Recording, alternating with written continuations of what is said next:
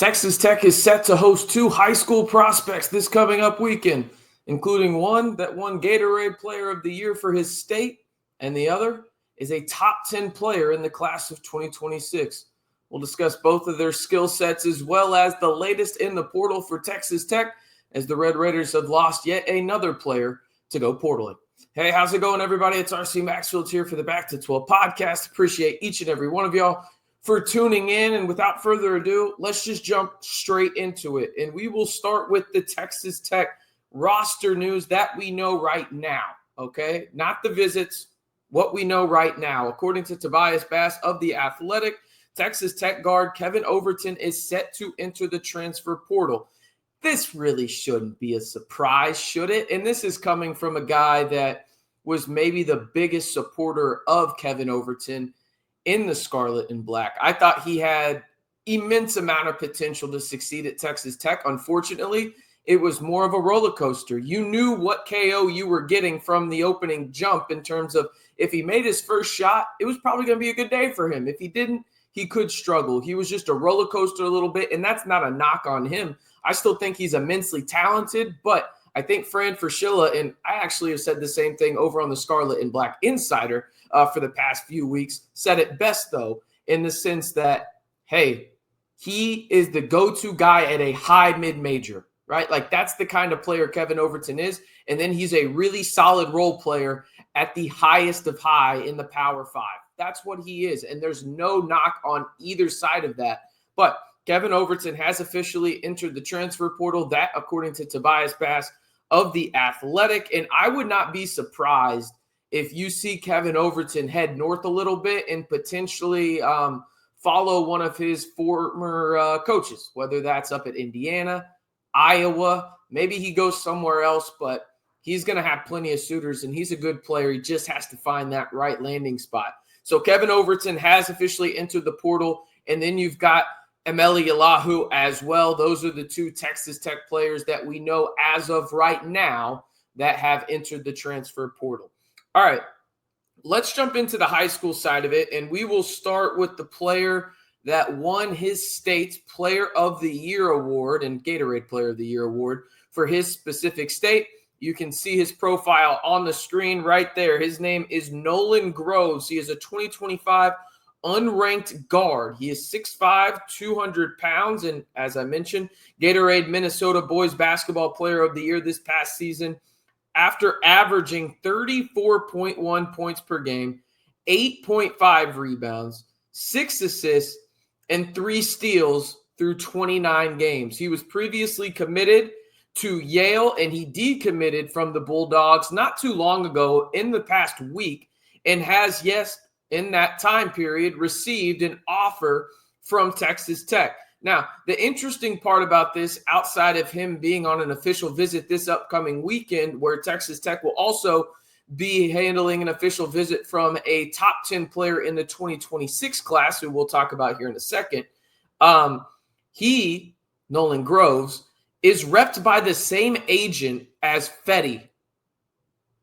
We live in a weird time in terms of college basketball. I shouldn't say weird, just a new time, right? There's nothing wrong with it. Guys getting bags and everything like that. But yes, he is repped by the same agent as Fetty. Interesting enough, as we transition to the 5-star player here now, this guy's also repped by the same agent. So there you go. You can see it on your screen right there. We've talked about him already a little bit on the channel. We'll go more in depth right now that it has been confirmed by not only On3, who was the first to report it, but I've also talked to a tech source that said, yes, he will be on campus this weekend. And these two guys are the priority as it stands right now in the sense of what Texas Tech will go into the weekend of April 18th and the 19th. These guys will be the priority for the Red Raiders as it stands right now. You can see him on your screen right there, and I practiced his name a little bit. I hope I'm doing it justice. I really do. His first name is Mika. His last name is Murinen. Okay, so there you go. The 2026 5-star forward. He is from Finland. He is 6'11", 6'10", depending on where you look, 200 pounds.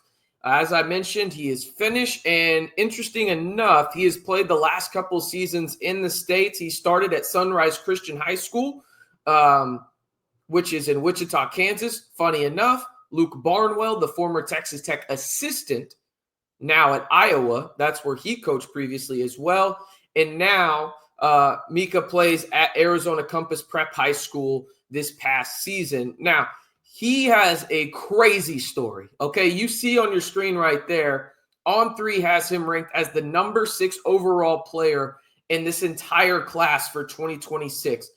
The crazy part is you look at it, he was unranked just about 18 months ago, okay? And now, depending on the site you looked at on your screen right there, 6th ESPN has him as the number 4 overall player in the 2026 class, His stock has soared, okay? He averaged 17.8 points per game and shot over 60% from the floor at the 2023 Nike EYBL Peach Jam, a performance that defined his blossoming career. That from an article from the Springfield Student written by Sanj Savage. Now, he also went on to say this, because this is really one of the only scouting reports I can find on him. That's how raw this guy is, in the sense that he's really only been on the scene for a little while, okay? He describes Marinen's game as a size and skill type deal, where he is swift enough to get to his spots on the floor. He's graceful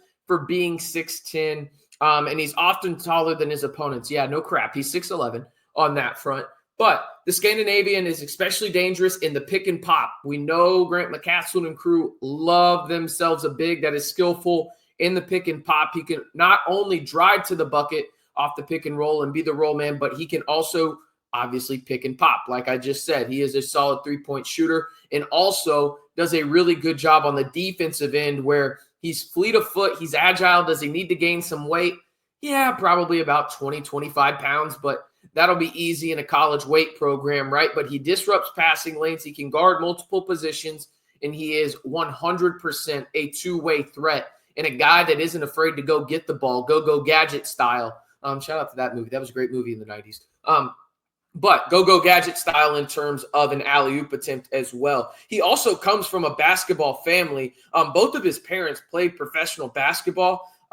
His father, Kimo, played 153 games for the Finnish national team, and his mother, Jenny, played college basketball at North Carolina and represented the Finland women's national team in 68 games as well. So he comes from a very athletic and very basketball-oriented family. It's no surprise that he is finally shooting up the rankings in terms of his skill set, but he is a high priority right now, and I know what some of y'all are going to ask me. You're going to ask, hey, RC, could he reclassify? I think that window is open. Is it solidified? No, but I think it's at least an option on the table. And why? Maybe I'm just trying to connect the pieces here and I'm out of place, but it would make a lot of sense, in my opinion, why they're going after him. And you haven't heard Texas Tech linked to a lot of these bigs in the portal so far, right? In the sense of, you have JT, you're hoping to get Fetty back. That's looking better and better every day. And then you go out and you potentially add a guy like Mika, where it's like, okay, that could be your third big. And not to mention, you've got a Kuhntuck on the roster there. Do you just move forward with those four guys? And I think you feel pretty good about that if you were Texas Tech, with the versatile skill sets that all four of those guys would present. Now, again, I'm not saying that Fetty is 100% back, and I'm not saying 100% that Mika is going to commit to Texas Tech, let alone reclassify. But I think that's something to think about in terms of why Texas Tech hasn't gone after certain guys in the portal that maybe you think they should have from the forward perspective. That's that. But again, the major news for Texas Tech right now, Kevin Overton, according to Tobias Bass, will officially enter the transfer portal. No surprise there. Overton and Yalaho are the two officially in the portal from Texas Tech's 2024-2025 roster. And then the Red Raiders will host a pair of high school recruits this coming up weekend with Nolan Groves, the 2025 unranked guard, but he did win Gatorade Minnesota Men's Basketball Player of the Year. And then you've got 2026 five-star forward Mika Marinen, who is set to be on campus starting on April 19th. That, according to On3's Joe Tipton. All right, that's going to do it for today's video. Appreciate y'all tuning in. If you haven't already, be sure to like the video, hit that subscribe button, and turn on that notification bell to join the largest group of Texas Tech fans on YouTube, over 12,000 strong. Sincere thank you once again for reaching that milestone. Hopefully we can get to 15,000 during football season. Be pretty fun, to say the least. And it looks like it's going to be a pretty fun, not only football season, but men's basketball season as well. If you want 100% free content for your Red Raiders, this is the place to you. I'm RC Maxfield reminding you, as always, be safe and rep 'em Tech.